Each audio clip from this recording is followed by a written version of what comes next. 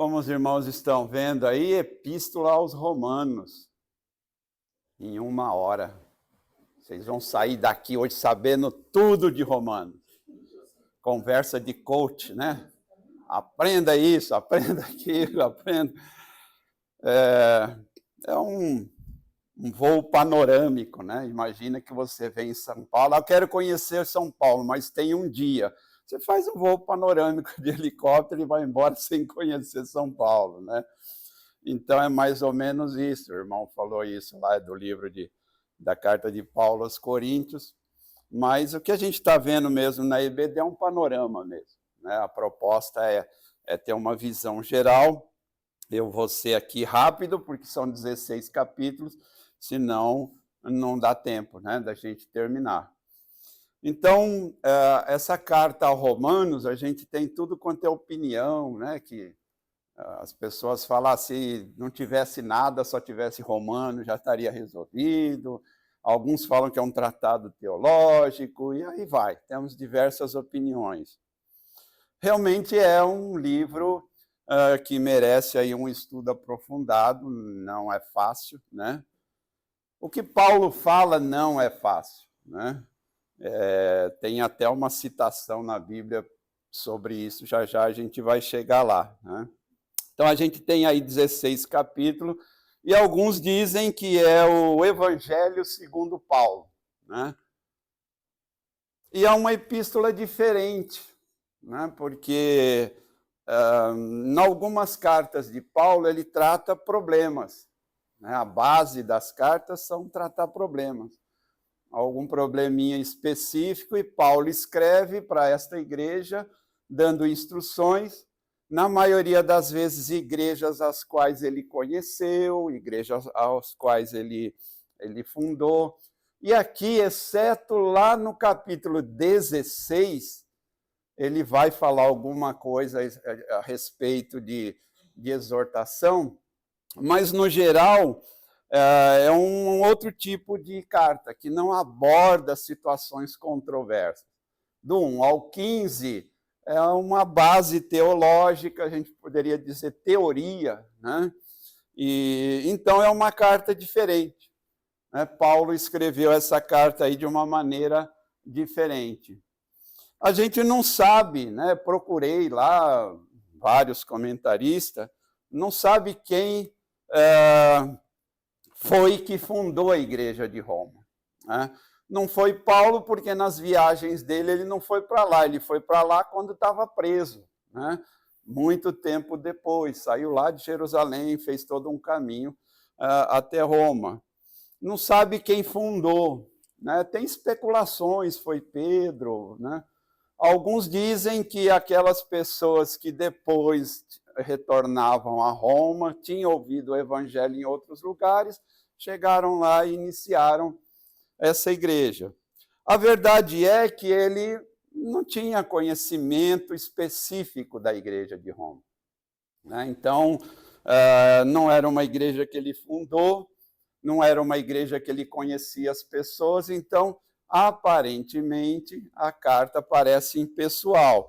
No verso 16, ele menciona o nome de pessoas, que provavelmente ele tinha conhecido em outros locais, e que tudo é provavelmente, porque a gente não tem como provar biblicamente, tá?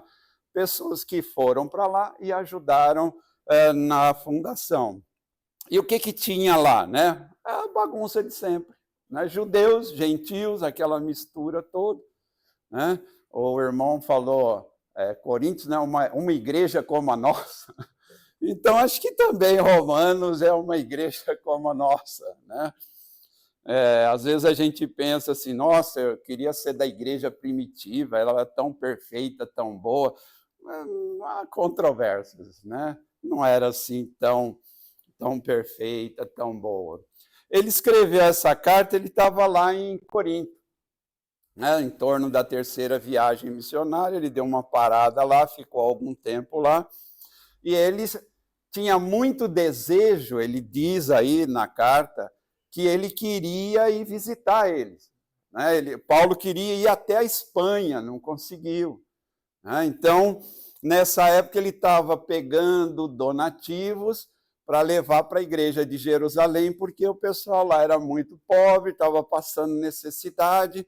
Então a ideia dele era fazer uma coleta e ele pessoalmente levar. E aí ele traça todos uns planos lá que ele diz que ele gostaria de fazer, mas que no decorrer aí você vai ver que ele acaba não conseguindo, porque ele é preso, e aí tem toda aquela história dele sendo levado lá para julgamento, passa por diversos governantes, né? Uma vez eu disse, numa mensagem numa igreja, que é difícil entender Paulo. E o pastor depois me chamou a atenção. Como, irmão, a Bíblia não é difícil, tudo é fácil. E aí eu lembrei desse texto aí de 2 Pedro 3,15, aonde o Pedro diz lá, o nosso amado irmão Paulo escreveu a vocês, mas suas cartas contêm coisas difíceis de entender. Então, essa foi a minha defesa lá para o pastor, né? Usei a Bíblia, ele não podia como negar, né? Usa a Bíblia. Tá vendo? O Pedro disse que é difícil, colocaram na Bíblia, então é difícil realmente. E é difícil porque Paulo era culto demais, né? Ele era uma pessoa, ao contrário da maioria dos apóstolos, uma pessoa excessivamente culta. Se não fosse assim, ele não teria sido recebido em muitos lugares, né? Muitos gentios foram salvos exatamente porque Paulo era alguém preparado, sabia como falar, sabia da cultura, né? Então, mas tem esse detalhe, né? Realmente não é fácil, né? Algumas coisas ele de repente dá aquela guinada e muda o assunto, então não é fácil realmente de compreender. Mas hoje vocês vão sair daqui sabendo tudo de Romanos. Mais ou menos eu fiz essa divisão aí, né, de Romanos. Né, do capítulo 1 até o 8, ele vai tratar da justiça de Deus.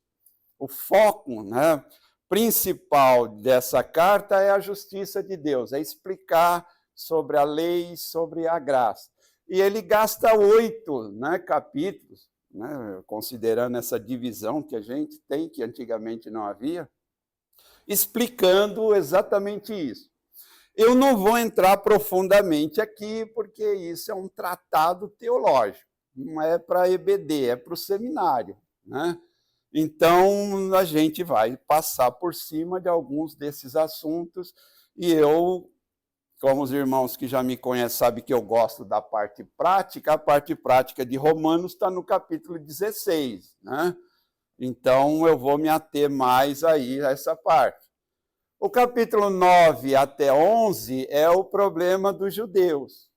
Os judeus sempre foram um problema, né? Com a parte do legalismo, de manter a tradição, a lei, né? E questionava a questão do gentio, tem que circuncidar, não tem, enfim. Eles sempre causaram assim um determinado problema, principalmente os religiosos, quanto ao que Paulo pregava. Paulo teve várias vezes que provar, né? Olha, eu sou apóstolo de Cristo, eu fui lá no caminho de Damasco, enfim, né? Se você ler as cartas dele, quase todas ele tem que reafirmar que o seu apostolado. Capítulos 12 e 15 é o que me interessa e o que eu vou focar bastante, que a gente tem muita lição para as nossas vidas no dia de hoje, que trata de questões práticas da vida diária. Né? Praticamente, o Paulo sempre faz isso. Né? Ele dá toda a base teológica, mas depois ele diz, olha, agora vocês pegam tudo isso que eu falei e aplica desta e desta maneira. Todas as cartas que você lê do apóstolo Paulo, será possível, após um compêndio teológico, você tirar lições para a vida prática no dia a dia. E no final ele dá um alerta, ele faz uma exortação quanto a um problema específico e faz uma lista final de saudações para várias pessoas. né? Cita até o nome pessoalmente. Eu falo, nossa, ele devia ter uma memória incrível, né? Porque tem gente aqui na igreja que eu ainda não sei o nome depois de 2 anos, né? O irmão falou assim, a melhor maneira de resolver isso é chamar todo mundo de amado e amada. Ô, amada, como vai? Assim, não tem problema de errar o nome, né? É uma solução razoável. Bom, então vamos lá, vamos passar rapidamente aí, fazer um sobrevoo panorâmico aí, em algumas dessas partes. O que a gente tem lá, a justiça de Deus. E aí, uma coisa que a gente tem que ter em mente, quando se fala aqui da justiça de Deus, não quer dizer essa justiça que a gente conhece, né? De punir ou de fazer o que é certo. Quando ele fala da justiça de Deus, é a relação entre o homem e Deus. Como que nós podemos ser justificados? É disso que ele trata nesses capítulos. Ele fala que a gente não merece nada, fala sobre a graça, conta toda aí, segue toda uma análise teológica explicando sobre como Deus é justo. Então, a primeira coisa a tirar da cabeça aí é que não significa a justiça como a gente conhece, de fazer o que é correto. O que ele trata aqui, pelo menos aqui, é a justiça de Deus. Todos são iguais, né? Judeu e gentio, enfim, ele faz todo um compêndio aí. Então, eu destaquei ali, né? Ser justificado é ser declarado justo ou ser aceito diante de Deus. Okay? Então, não tem a ver com a questão diante dos homens, mas diante de Deus. Quem pode ser considerado justo diante de Deus? Porque também aqui há aquela dúvida, né? Os judeus afirmando sobre seguir a lei, quem era filho de Abraão, quem não era, etc. Então, Paulo vem aqui explicando e reafirmando essa coisa. O grande foco é a lei ou a graça. O judeu tinha tentado resolver essa questão da justiça de Deus com a lei. E o próprio Paulo afirma que ele mesmo não conseguiu, né? Quem conhece a história de Paulo sabe como ele era seguidor da lei. E ele cita nesses capítulos aí que nem para ele resolveu. Então, a grande questão não era a lei, a grande questão é a graça, né? A dádiva de Deus para a salvação, porque pela lei ninguém iria conseguir ser justificado. Tem lá um versículo famoso, não está lá em Romanos, mas quem já leu lá a carta a Efésios, a gente, quando é novo convertido ou quer pregar o evangelho, usa-se, pelo menos no meu tempo, né, usava, hoje eu não sei, né? Já nem vejo muito a pregação do evangelho. Porque pela graça sois salvos por meio da fé. Isso não vem de vós, é dom de Deus, não vem de obras para que ninguém se glorie, né? Quando eu fiz a minha classe de batismo lá, foi um versículo que o missionário lá destacou bastante. Né? Isso é que você tem que decorar, né? Se não decorar, não batiza, não é crente. Não, mentira, isso não é verdade. Então, a prova, né, a questão levantada, muitas vezes era essa questão entre judeus e gentios, e para Paulo, né, alguns até, eu já ouvi alguns teólogos dizerem que o evangelho de Paulo é muito fácil, né? Pela graça sois salvos, levanta a mão, batizou, aceitou Cristo, pronto, vai para o céu, né? E fala que um teólogo uma vez, o evangelho de Jesus Cristo é muito mais difícil. É aquele que diz assim, olha, eu preguei, eu expulsei demônio, aí apartai-vos de mim, malditos. Né? Esse versículo sempre me causa horror, medo, fico meio arrepiado, será que eu estou no meio desse povo aí? Não sei, né? Espero que não. Né? Então, alguns dizem, o evangelho de Paulo é muito fácil. Por isso que trazia problema, né? Mas assim, O cristão do Brasil, por exemplo, até hoje não aceita isso. Ele fala, não é possível. Levantar a mão e batizar, isso vai para o céu? Não, peraí, né? Aí eles estabelecem lá, se fizer isso, fizer aquilo, perde a salvação. Porque a graça, realmente, usando assim uma palavra meia chocante, a graça é escandalosa, né? Independente de qualquer coisa, é a justiça de Deus, né? Pela graça sois salvos, acabou, não tem nada que possa fazer para Deus amar menos e nada que possa fazer para Deus amar mais, é isso, né? Então, é isso que a gente tem tratado aí. Nos capítulos 9 a 11, ele vai tratar com os judeus, né? O problema, o judeu, até hoje, ainda é considerado o povo escolhido.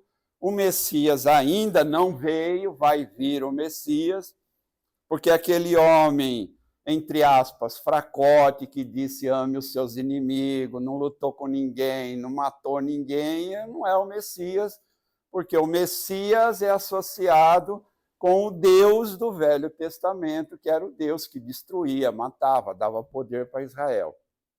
E ainda há, até hoje, essa crença. Aqui um destaque muito importante, tá? Atualmente, a promessa de Deus para Israel não tem nada a ver com questão geopolítica de líderes israelitas, ok? A gente seria muito leviano afirmar, fulano e tal está agindo pelo poder de Deus. Até porque a gente estudou o Velho Testamento e viu que teve um monte de rei que não fez a vontade de Deus, não fez o que Deus queria. Deus queria rei? Não queria, era para ser só ele é o rei. Mas o povo agiu errado, escolheu o rei, e aí nós estudamos aqui os problemas que deram todos os reis. Então a gente tem que tomar cuidado, né? Esse povo aí que adora e gosta do Velho Testamento único e exclusivamente, temos que tomar cuidado para analisar a situação atual de Israel à luz da justiça de Deus. Então a gente tem que tomar cuidado com isso. Por quê? O Filho de Deus veio, o Messias veio, já está aí para voltar de novo, eu espero, né? Todo dia eu espero que seja no dia seguinte, que eu já estou meio agoniado com esse mundo, né? Eu vou dormir, já queria acordar no céu, né? Mas estou aí, estou paciente, estou esperando, né? Porque tem a promessa. Mas o judeu não, ele ainda espera o Messias que vai destruir todo mundo e vai pôr Israel como centro do universo. É isso que ele está esperando, um Jesus guerreiro, vitorioso, que vai resolver problemas políticos, sociais, problemas humanistas. E não é isso que a gente deve esperar. Ele continua lá, Romanos 9, 27, né? Vai afirmar lá, ainda que o número dos filhos de Israel seja como a areia do mar, o remanescente é que será salvo. Então, sempre houve, no meio dessa confusão toda, e a gente já estudou isso, um conjunto de pessoas que se permaneceu fiel. Profetas, um grupo. A gente viu lá, acho que vocês lembram mais, a gente estudou Elias aqui, vocês lembram? Não, não precisa responder. A gente estudou Elias aqui, né? E o Elias falava, eu estou sozinho, ninguém, mas... Aí Deus fala, não, eu separei, o pessoal está lá, você não está sozinho. Então, o Paulo, na carta aos Romanos, ele defende aí que o coração dos judeus foi endurecido pelo próprio Deus. Também há uma série de divergências sobre isso, discussão, mas é assunto para seminário, não dá para a gente aprofundar aqui, né? Mas não foi inútil esse endurecimento dos judeus, porque aí nós todos aqui somos os gentios que recebemos a graça do Evangelho, recebemos as boas novas, né? Então, a negação do judeu trouxe benefícios para nós, né? e o povo judeu ainda vai ser tratado no momento oportuno. Deus vai voltar a tratar com o povo judeu. Romanos 9, 6 e 7. Não pensemos que a palavra de Deus falhou, pois nem todos os descendentes de Israel são de Israel. Não por serem descendentes de Abraão, passaram todos a ser da família de Abraão. Por que ele está citando isso daí? Porque os judaizantes dizem, não, o verdadeiramente de Deus é quem nasceu de Abraão. E o Paulo, não é nada disso. É quem nasceu da fé que Abraão tinha. Então não é coisa de sangue. Não é a questão de sangue, é a questão da fé. Pela graça sois salvos mediante a fé. É isso que nos torna filho de Deus. Então, ele, nesse embate 9, 10 e 11, está esclarecendo para o judeu que não é uma questão de linhagem, porque era isso que eles se orgulhavam, eles defendiam, nosso pai, Abraão, foi chamado, etc. Então, porque ignoravam o Messias, ignoravam Cristo. Então, Paulo insiste aí que o verdadeiro judeu é aquele que teve a mesma fé que Abraão. E dos capítulos 12 até o 15, repito, até aí não vou gastar muito tempo, a gente tem teologias bastante pesadas nesses capítulos todos, daí tem a confusão da questão da predestinação, do livre-arbítrio, enfim, são coisas bastante complexas. Eu acho que a gente não vai ter assim benefício em discutir isso nesse pequeno tempo, tá? Mas o que a gente vê do 12 ao 15? Uma coisa que serve para nós, que se aplica para nós nos dias de hoje. O Paulo sempre termina suas cartas dando conselhos, fazendo aplicações para a vida prática. Porque a teologia não serve para nada se for só teoria. O Tiago não fala isso. Você tem fé? Eu quero ver sua obra. Então, o que o Tiago está falando? Você é salvo? Você é convertido? Então, mostre as obras. Mostre com as suas atitudes que realmente você é convertido. Então, às vezes a gente se aprofunda, deixa se envolver por teologia avançada e esquece de pegar a parte prática, o que nós temos para aprender com tudo isso. Então, capítulos 12, 15 e até um pedaço do 16, lá no final da saudação, ele traz essa aplicação prática. Ele explicou sobre a justiça de Deus, gastou 8 capítulos, 9 com isso, explicou sobre a graça, sobre as obras, diferenciando judeu e gentil, e agora é como se, eu vejo assim, Paulo ensinando em algum lugar, ele falou, bom, agora eu vou mostrar para vocês o que vocês fazem com tudo isso. Eu tenho essa visão, o Paulo lá na frente falou tudo lá, gastou uns 5 dias falando de tudo lá, e aí ele chega, agora vamos ver a parte prática. Então é isso que ele faz aí nesses capítulos, após apresentar toda aquela coisa profunda de teologia. E o Paulo já começa então lá, capítulo 12, no verso 1, está falando lá, portanto, irmãos, rogo pelas misericórdias de Deus que se ofereça em sacrifício vivo, santo e agradável a Deus. Este é o culto racional de vocês. Esse é o culto verdadeiro. Então, fala, tudo isso, mais uma vez eu imaginando Paulo numa audiência, e ele, olha, eu falei tudo isso, agora é o seguinte, façam isso.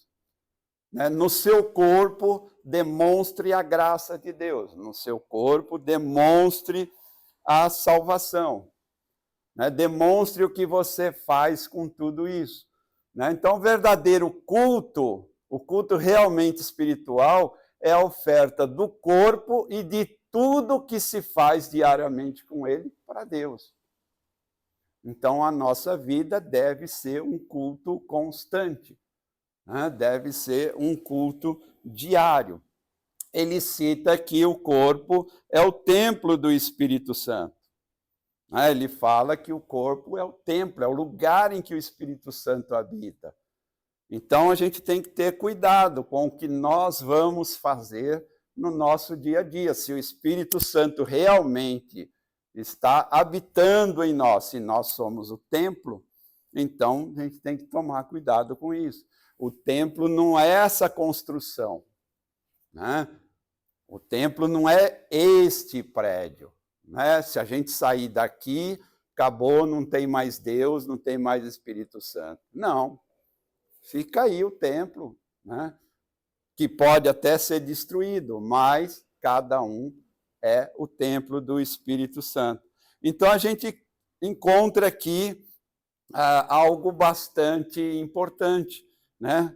E ele prossegue lá no verso 2. Ele diz: não se amoldem ao padrão desse mundo, mas transformem-se pela renovação da sua mente, para que vocês sejam capazes de experimentar e comprovar a boa, agradável e perfeita vontade de Deus. O que Paulo está dizendo aqui, pessoal, não se amoldem ao padrão do mundo, não se amoldem à cultura. Podemos usar aqui a figura do camaleão, né? Muda de cor de acordo com a situação. A gente tem animais, aves que têm essa propriedade, né, para se camuflar, esconder, para se proteger. Então, ele está dizendo com esse versículo: não deixe que o mundo, a cultura, moldem o padrão de vocês serem. É isso que ele quer destacar aí nesse versículo. Por quê? Né? Já não está lá em Romanos, mas é um outro alerta de Paulo. Ele diz assim: se alguém está em Cristo, é nova criatura. As coisas velhas já passaram, eis que tudo se fez novo. Então, se você se converteu, se você é de Cristo, verdadeiramente, então não se modelem, não tomem a forma do mundo, porque você é nova criatura. Tudo aquilo que você fazia, não faça mais. Então, a gente tem que ter aí um discernimento, porque durante esses meus 52 anos aí na Igreja Batista, eu vejo cada vez mais a gente aceitando padrões culturais. É assim, todo mundo faz, não tem problema, né? E a Bíblia não tem isso. Nos nossos corações, no seu coração, será que você já não mudou a Bíblia? Já não substituiu alguns textos pela cultura? Já não aceita algumas coisas porque é aceitável culturalmente? É algo para se pensar, né? Eu creio que quando uma pessoa é realmente convertida, ela muda de vida. Independente se ela está na China, na Coreia, sei lá, numa aldeia, se ela não mudar, ela não foi realmente convertida. Eu creio nisso porque é isso que a palavra de Deus ensina, é isso que as cartas de Paulo ensinam. Então, paciência, vai brigar, quando você chegar lá no céu, briga com Deus, ninguém vai ter coragem, né? Mas está na Bíblia, né? Se alguém está em Cristo, é nova criatura, ponto, acabou. Se está, se não está, não é nova criatura, as coisas antigas não passaram, nada está novo, eu continuo fazendo tudo como eu fazia, porque é cultural, porque é socialmente aceito. Paulo fala dos dons, ali ficou muito pequenininho, porque não dava, eu queria reproduzi-los todos ali, né? Ali ele fala, 12:5, assim também em Cristo nós que somos muito, formamos um corpo e cada membro está ligado a todos os outros. E ele lá em Coríntios também confirmou, né, 14:12, assim acontece com vocês, vistos que estão ansiosos por terem dons espirituais, procurem crescer naqueles que trazem a edificação para a igreja. Então o dom é algo dado por Deus. Vou repetir. Dom é algo dado por Deus para você edificar o irmão. Ok? Tem 3 lugares que falam sobre dons. Está ali. Se não tiver nessa lista, para mim não é dom, é talento. Dom é isso aí. 3 lugares da Bíblia falam que é dom.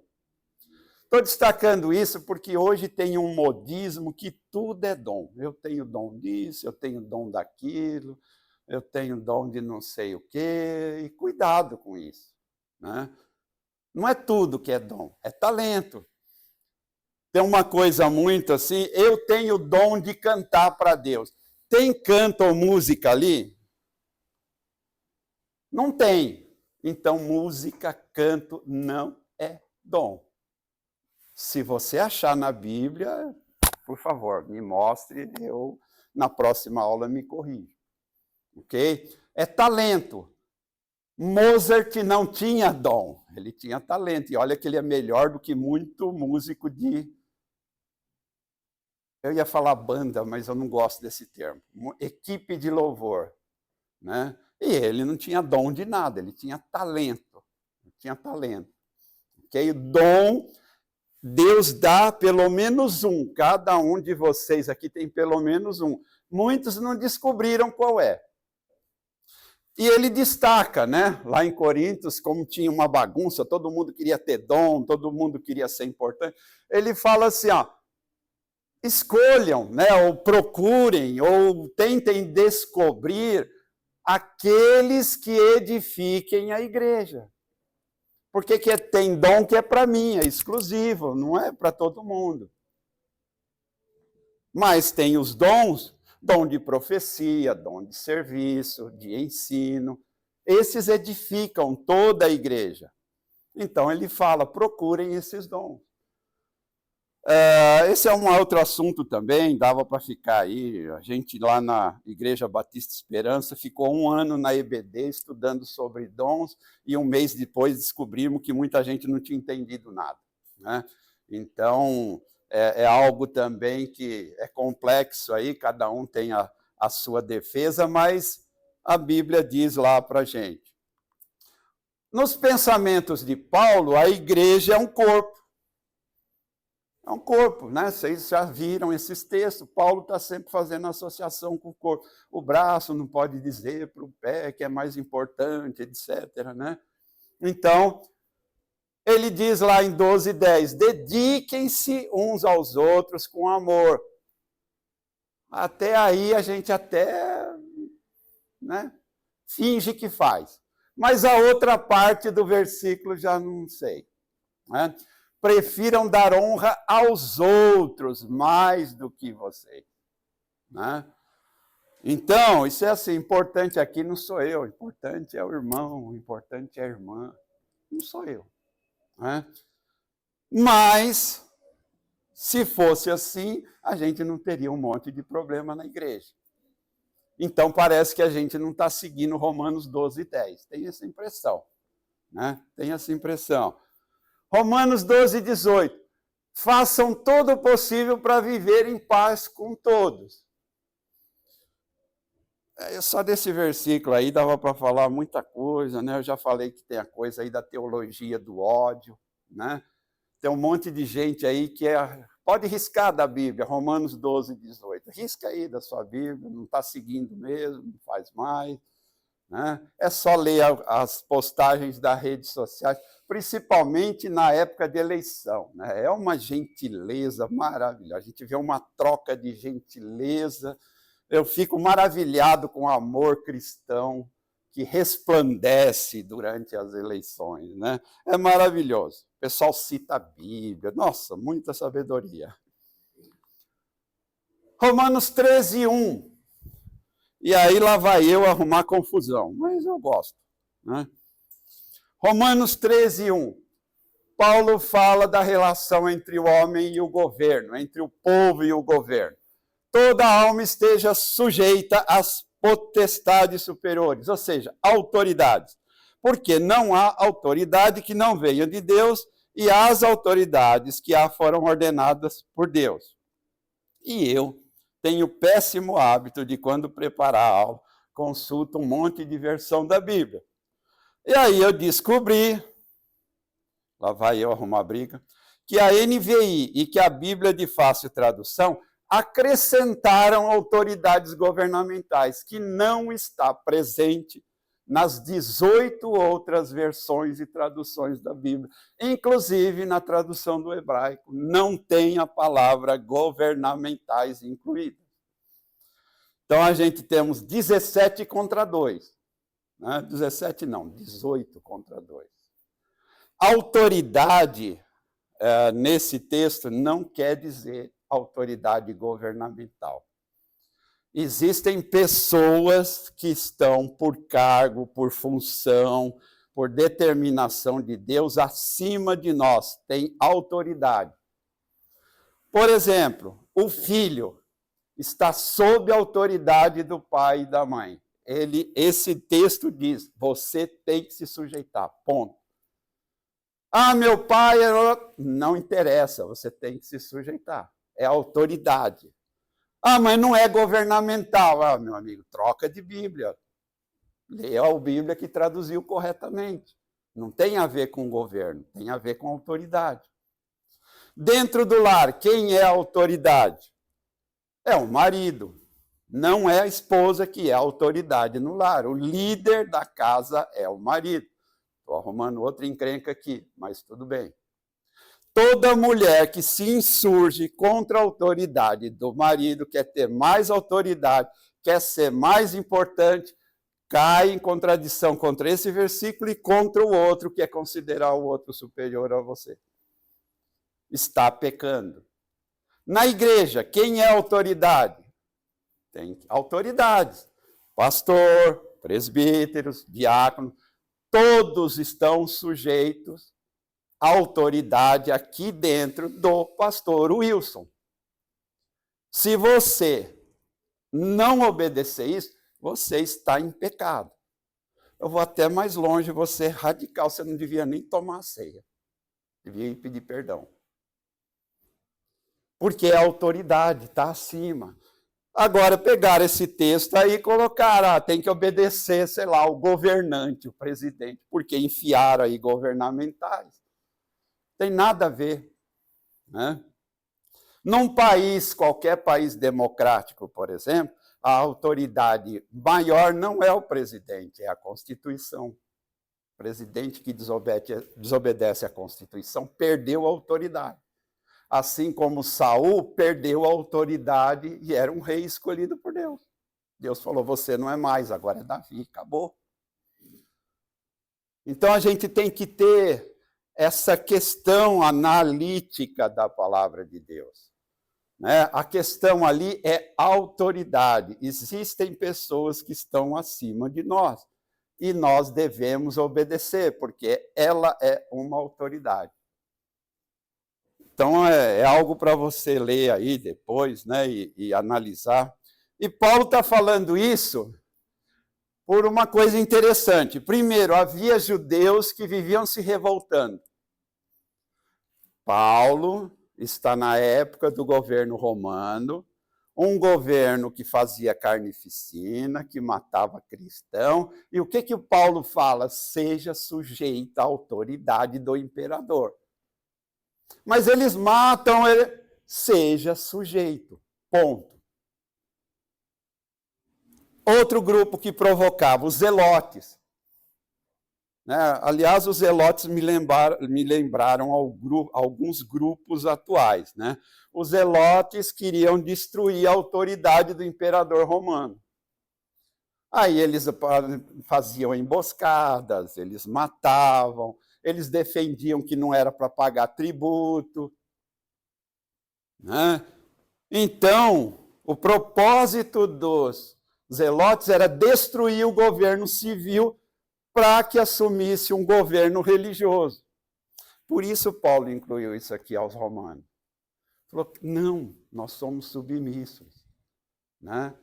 Jesus viveu com escravos, ele não protestou contra a escravidão, viveu com terror romano, Paulo.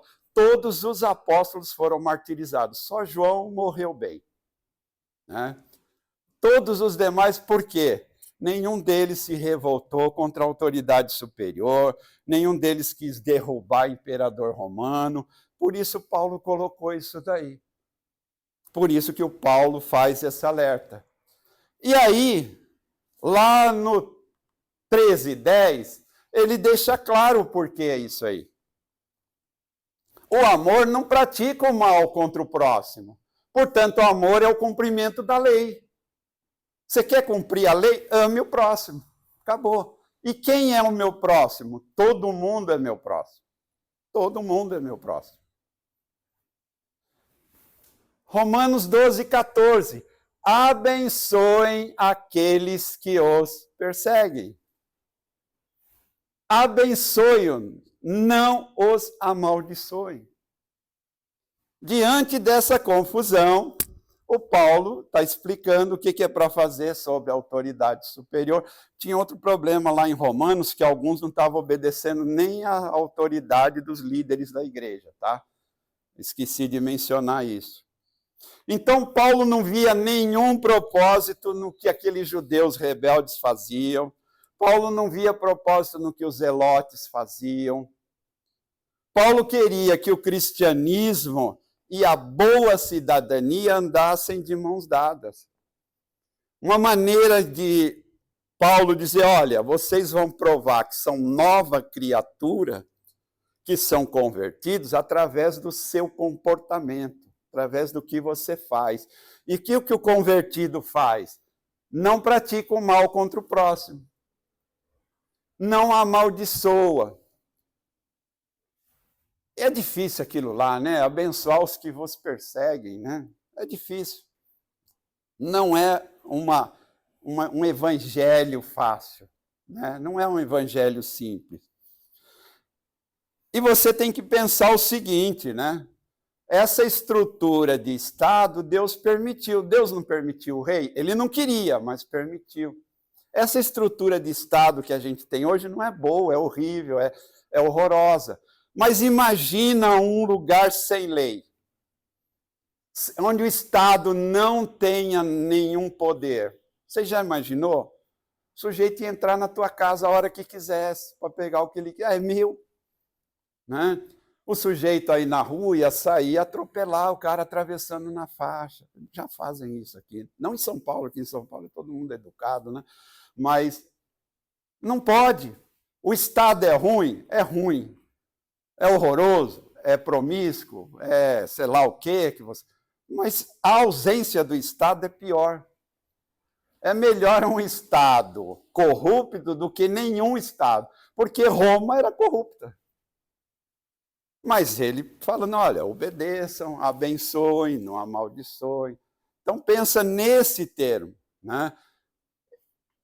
Eu sei que tem gente que já foi assaltada aí várias vezes, eu nunca fui assaltado, sempre morei em São Paulo, fui criado na periferia, Jardim Santo Antônio, onde todo domingo, na segunda-feira sempre tinha, o pessoal falava que tinha um presunto que tinha sido assassinado no domingo.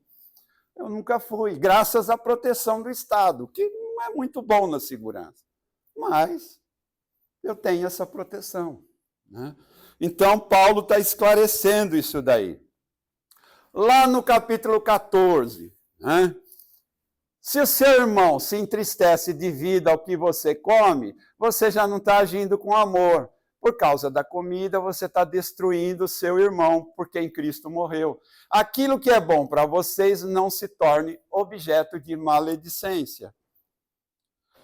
No 21, né, aí eu coloquei duas versões, a NVI e a Almeida, né? Não é bom fazer qualquer coisa que faça seu irmão cair. Tá? A NVI lá, não é bom fazer qualquer outra coisa. Ele está falando ali, tem gente que fala, mas isso aí é só para aquela questão daquele dia, comer carne. Não, qualquer outra coisa. Né? A Almeida usa tropece, escandalize, enfraquece. Se você está fazendo alguma coisa e eu chego para você e digo que não está bom, que está me atrapalhando, você está escandalizando, você está fazendo eu tropeçar, você está me enfraquecendo. E, portanto, você está em pecado, porque você está fazendo o que a Bíblia diz que não é para fazer. Então, Paulo está dizendo aí para os romanos que era uma confusão lá com os judeus. Pode comer isso, pode comer aquilo, carne de porco, não sei o quê. Então, Paulo está falando, é claro, ali especificamente para comida, mas nós já temos lá qualquer outra coisa, nem fazer outras coisas. Então, a gente tem que tomar cuidado com isso. Eu já falei aqui uma vez e vou repetir. 52 anos de igreja, isso aqui eu tô querendo acordar um dia e ver isso sendo praticado na igreja. Infelizmente, eu não vi. Se você viu, já compartilhe comigo para me abençoar, me edificar. Porque é ignorado esse aí. Normalmente, nós queremos fazer o que nós queremos, do jeito que nós queremos, e meu irmão que se vira. Né? Não estou nem aí para o meu irmão. Né?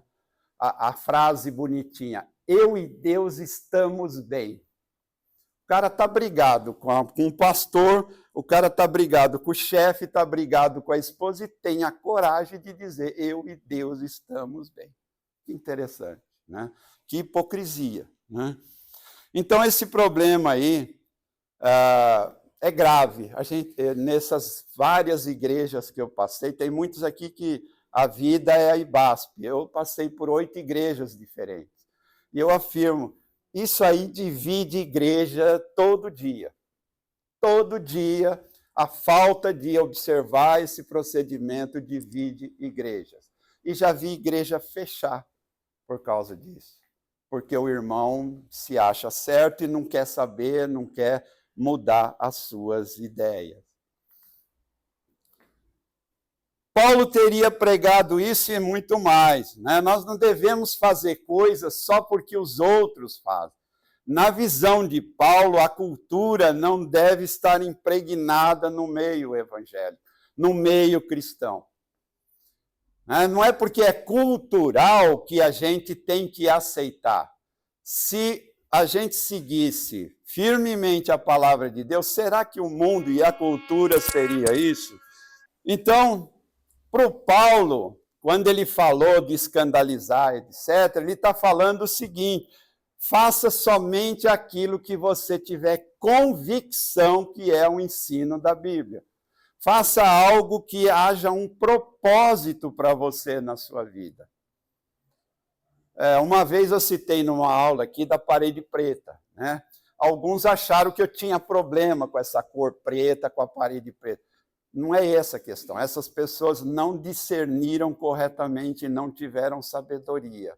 A questão é por que você escolheu. A cor não importa, pode ser azul, amarelo, mas por que eu escolhi? Eu estava pensando no quê? Porque é moda, que todo mundo faz. Então a gente faz uma discussão às vezes rasa das coisas.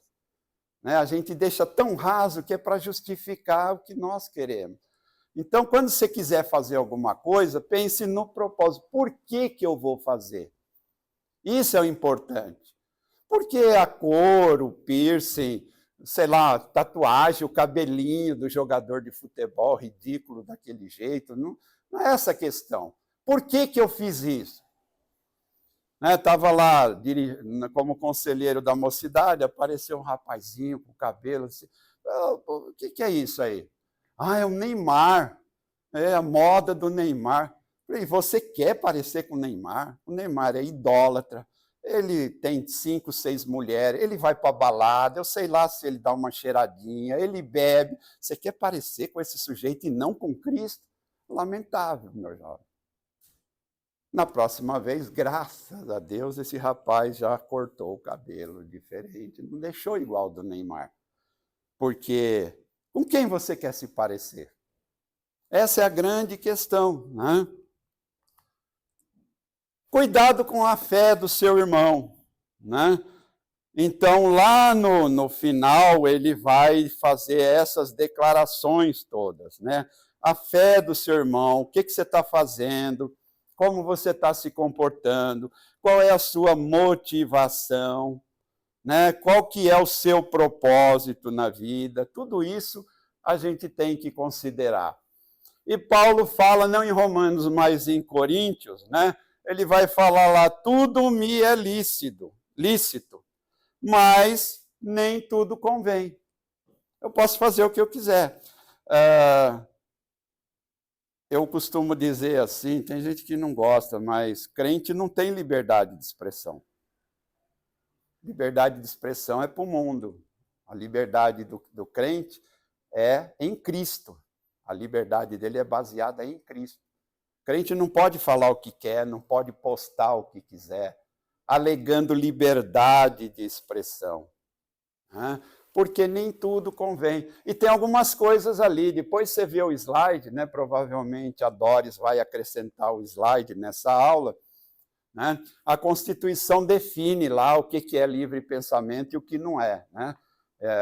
Liberdade de expressão, eu não posso xingar o irmão Hartmut, afirmar, não, eu tenho liberdade de expressão. Não, isso não é liberdade de expressão. Né? É uma coisa também que está esquecida no Brasil. Né? Tudo agora é liberdade de expressão. Eu posso xingar, ofender quem eu quiser, eu estou exercendo meu livre direito à liberdade de expressão. Provérbios 6, 16 e 19. Há 6 coisas que o Senhor odeia e 7 que ele detesta. Eu destaquei a última lá, aquele que provoca discórdia entre os irmãos. Irmãos, discórdia na igreja é a coisa que o Satanás mais gosta, é o que ele mais quer, é o que ele procura. Uma igreja que tem discórdia perdeu o direito de ser chamada igreja, é só uma sociedade anônima, sei lá, reunida para encontros sociais. Paulo, em todas as suas cartas, alerta para o que deve ser feito com quem provoca discórdia. Capítulo 16, ele tem saudações finais lá, e ele dá um alerta lá. Romanos 16, 17. Recomendo os irmãos que tomem cuidado com aqueles que causam divisões e põem obstáculos ao ensino que vocês têm recebido. De quem os romanos tinham recebido ensino? De Paulo, dos apóstolos, dos presbíteros da igreja. Afastem-se deles, pois estas pessoas não estão servindo a Cristo, nosso Senhor, mas aos seus próprios apetites. Eles usam palavras suaves, bajulação e enganam o coração dos ingênuos. Então ele faz um alerta contundente. Gente, não podemos tolerar certas coisas na igreja, alegando amor. Porque se eu olhar alguns textos de Paulo, eu ia ver que Paulo não é lá essas coisas, que ele só fala de coisa boa. Alguns aqui são pais. Você deixou seu filho fazer o que ele queria? Eu não deixei. Eu sempre corrigi. E às vezes, energicamente, eu tive que tomar providências sérias. Por quê? Eu amo. Hoje tem pastores, líderes, alegando amor para não punir certas coisas na igreja. Isso não é amor, isso é libertinagem. Isso é consentimento com o erro e é antibíblico. O Paulo está dizendo ali, ó, ele não está falando para os incrédulos, ele está falando para quem é da igreja. Esses sujeitos aí que estão fazendo confusão, afasta deles. Eles não são de Deus, eles não estão servindo a Cristo. Tem um pastor que usou esse texto, ele foi até radical, ó, não é eu que vou falar, vou abrir aspas. Ele falou, essas pessoas estão servindo ao diabo, não a Cristo. Elas são servas do diabo dentro da igreja para dividir a igreja. Então, é um alerta que Paulo faz no final do capítulo de Romanos, porque estava havendo divisão entre judeus e gregos, eu penso isso, eu penso aquilo. A gente já viu isso em Coríntios, eu sou de Paulo, eu sou de Apolo, eu sou de não sei quem. Né? Então, nós temos aí que, bem claro, uma recomendação. Igrejas, eu presenciei isso nesses 52 anos, igrejas sendo destruídas por causa de divisão. Você quer ser algo na igreja por quê? Para quê? Para ter poder? Está errado. Analise a sua questão. Tome cuidado. E também faz parte nossa, como membros, reconhecer isso e tomar atitudes contra isso. De novo, leia lá com calma, afastem-se dessas pessoas que estão querendo provocar divisão. Esse afastamento é por amor. Assim como você, hoje não pode mais, né? Mas eu já coloquei minha filha de castigo. Espero que não vão me processar e ficou grave. Mas ninguém vai assistir mesmo, então está tudo bem. Então, eu já castiguei a minha filha, por amor. E graças a isso, ela tem caráter, tem índole, tem moral devido a essa. Então, quando você não corrige, você não é bondoso, você não ama. Quem ama, corrige. Quem ama, disciplina. Quem ama, educa. Pegar versículos da Bíblia para justificar amor, para não punir o irmão, é antibíblico, é antiteológico. Então, a gente tem que atentar com isso daí. Paulo alerta lá no final da carta, mas ele falou isso lá para o pessoal de Coríntios também, falou para os Efésios. Tirem fora de vocês pessoas que estão causando confusão. Resolvam o problema, porque senão vocês vão ter problemas maiores.